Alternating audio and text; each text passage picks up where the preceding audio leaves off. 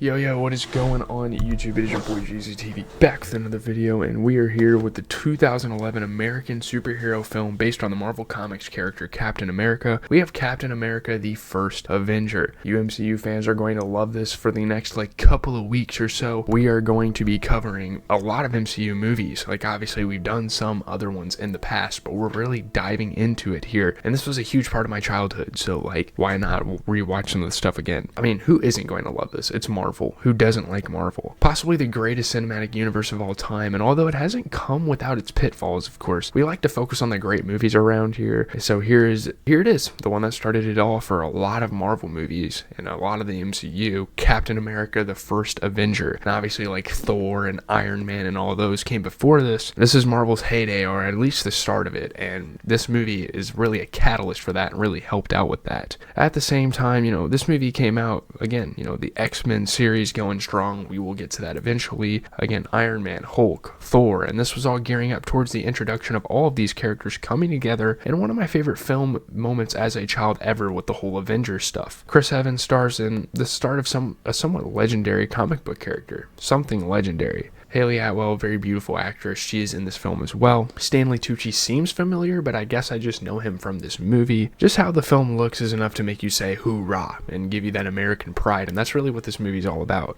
We have this film as well as the other couple of Captain America movies. I'm not going to watch the very latest one until time has passed. Some Avengers films as well. We're going to even watch the first Guardians of the Galaxy movie to get to it all. Probably the next couple of weeks, maybe a month, so stay tuned, comic book fans. We don't need any further introduction. This has already been long enough. Let's get going. Just getting into the premise, what this movie is about. It is 1941 and the world is in the throes of war. Yes, you heard that right. A comic book movie that is taking place during World War II. I mean, are you kidding? Just reading that sentence alone, that's already incredible. A comic book film taking place during World War II. Steve Rogers, played by Chris Evans, wants to do his part and join America's armed forces, but the military rejects him because of his small stature. Honestly, I just don't think this would have happened during such a grand war, but I could be wrong. I don't know. I guess there are kind of guidelines and there's kind of a criteria on who should join the army. You obviously don't want to stick. You obviously don't want a physically unfit person, any of that stuff. So maybe there's some truth in this, but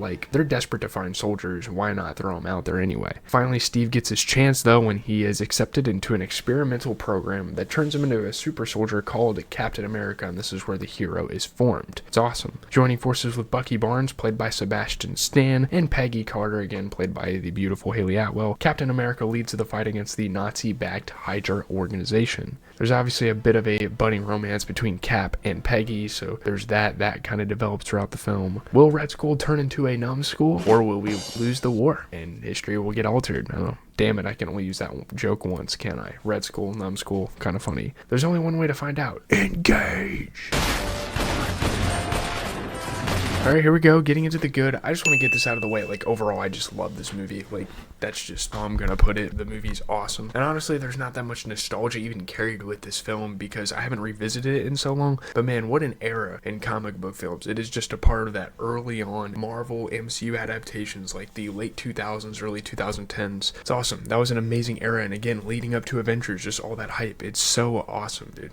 I keep saying that, but wow. I can't even say for nostalgia bias I like the movie. I just like the movie. I think it's really good. I mentioned all the great heroes before, and this movie just introduced another adaptation of one to hit the big screen and to add to the Avengers arsenal. Let's just get into the look of the movie. I mean, it looks incredible. The war theme is incredible. Awesome. I've reviewed a fair share of war movies over here, with Inglourious Basterds being one of my favorite movies. That also took place during World War II, I believe, because they had Germany and the Third Reich and all that stuff involved there. And it's not just the fact that this is a comic book movie mashed in with a more war movie, which is obviously brilliant in itself. It also just carries the patriotic spirit, that hoorah, the Uncle Sam stuff, propaganda. It really puts you in that time, as these types of sentiments are what motivates Americans even to this day, thinking of these wars and stuff and having patriotic pride. And I'm not one of those blue collar weirdos that's yeah, fight for our country. I'm not that type of person, but it definitely evokes that type of emotion, and it definitely motivates you to an extent. Like, how could this movie not do well, you know, in the box office? How could it even do bad when it presents itself in this way and it's released in America, and again, people have these patriotic feelings and stuff like that? It gives you the same sort of like historic implementation that you get with like the Call of Duty games. It has that same sort of appeal, like why people liked the World War movie or the World War video games from Call of Duty and all that stuff. Historians may frown upon a few inaccuracies, but that doesn't matter. We are talking about a comic book film, similar with, again, Call of Duty, how we're talking about a video game franchise. Like, you can bend the truth a little bit. You don't have to be like perfectly historically accurate. This is about a scrawny, doubted American who got turned into a super soldier based on his heart alone. So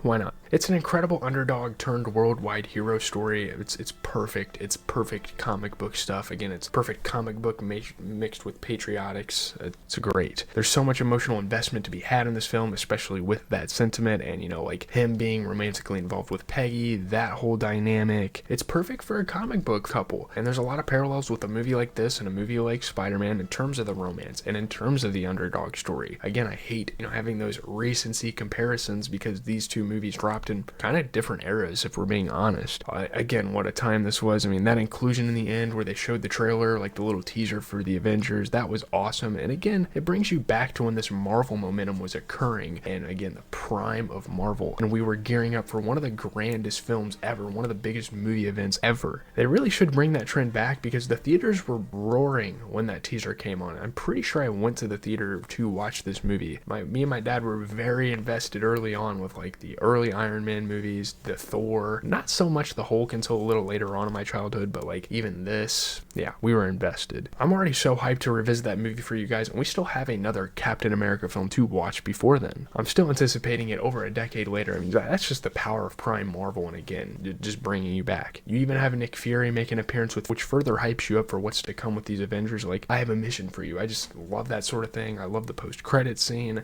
Very cool stuff. I loved all the character connections, just the characters in general, and just the development over time was great. You get a satirical, hard-nosed Colonel Phillips.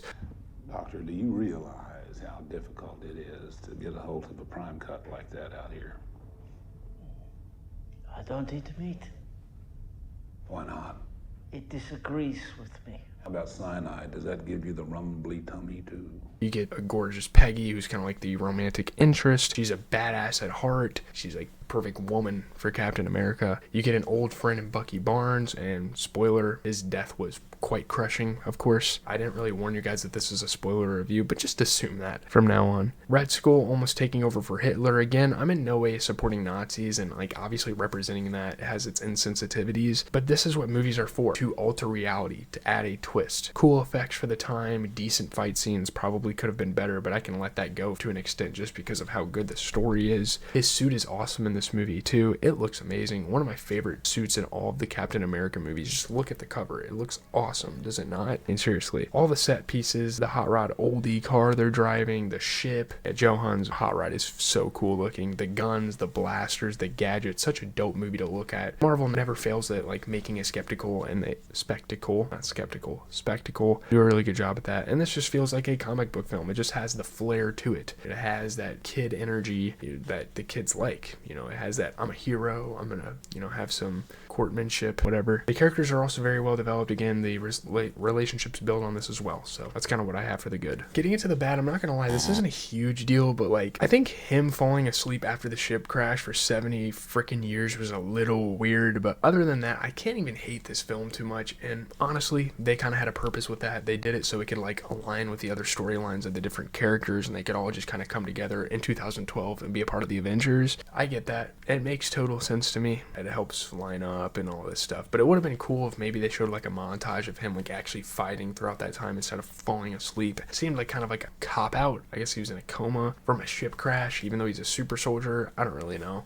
Whatever. Getting into the okay, or a lot of people would call it the mixed elements of the movie. The movie is for sure a little campy. Like, I will admit, it's got its cheesy moments. It's got that 80s, it's got like direct comic book stuff in it. Like the whole propaganda stuff is weird. You have Steve Rogers dressed up, and at first this terrible, obviously comic book accurate suit looks bad live action though, with all these women in American gear and their hearts are just throbbing, and like there's a musical measure, yeah, whatever. It is strange. I will say it's kind of weird. And then you have him in a red version of the Puss in Boots shoes, or perhaps some Jack Sparrow stompers and this goofy suit talking to some grown-ass men. That was weird. Bringing the girls on stage and all the soldiers getting all hyped up and stuff. It's like that raunchiness, like that weird like military masculinity type of stuff they kind of go for with this. I'm a bit mixed on, but like in terms of the kids of America and like in this movie and you know who this is catered for, this is more catered towards kids than most other things, obviously, like especially teenagers. For the sake of that, I think that was necessary to have him be this kind of model hero citizen, somebody people can look up to and root for. That was fun. For that I understand. Also, another thing, I think Red Skull once again has like this corny, again comparing to Spider-Man, like this Green Goblin demeanor to him where he like says these weird lines and it comes off as super cringy. And I love his backstory like even more than like a Norman Osborn and what he represents, but the way he carries himself is strange at times. You know, he doesn't really know how to carry himself as a villain. He's kind of corny. I don't really know. He's supposed to be this mad evil scientist that is the MCU version of Hitler, quite literally, and he's going to, with the help of the rest of HYDRA and the Nazis, do what Hitler did in a way. Yeah, but how can I believe he is any sort of mastermind when I see him do things like this? You could have the power of the gods! Yet you wear a flag on your chest and think you fight a battle of nations. I have seen the future, Captain. There are no flags. Not my future. I don't know, just something to think about, I guess. But overall, pulling up the tier list for a review, I'm just going to go ahead and give this an 8.2 out of 10. And I know that seems a little low for this movie. I think critically this movie was more in the 7s anyway, but like among MCU fans, this is definitely like in the 9s. I'm only keeping this out of the 9s because I know some of the movies we are about to watch are going to sweep me off my feet even further. Like this is just the beginning of so many great Marvel movies that we're about to watch. This was a great way to introduce Chris Evans as Captain America and the way the movie progresses and the themes, the era it takes place in, the vibes, the aesthetics, all that makes for a great movie experience, of course. Very methodical screenplay, kind of hits all the boxes in a way that doesn't drag. And the movie's, I mean, in its full runtime's a little under 2 hours long. Yeah, but just formulaic, amazing Marvel cinema. There's not much more I could really say here about that. Could Red Skull be a slightly better villain? Maybe, but I remember liking him as a villain as a kid, and that doesn't really change much here. I like the mastermindness. Again, the campiness of like his dialogue kind of ages poorly in the coming years, but it's fun. Kanye would probably like him too, who knows. I remember having all the Lego sets with like HYDRA and Red Skull. Man, the memories please take me back to my childhood. That was amazing. Captain America, one of my favorite Marvel heroes, and there's a lot of those. I think Captain America and Iron Man really stack up as my favorites. I mean, forget the 90s. When I grew up in an incredible era of pop culture, this was a part of it, you know, with Marvel and all these movies coming out. I wouldn't say I rushed this review, but if I forgot anything in the comments, just let me know. Leave a like, comment, subscribe, do all that stuff. I'm out. I will probably be checking out the Hollis album before the next movie review, so just give me some time, boys. I'm out. I like to kind of keep the channel balanced and have music reviews and movie reviews. I know some of you guys have recommended I should stay a movie channel, but I love music too much to leave it out of it. So here you go. Have a good rest of your day, night, whenever you're watching.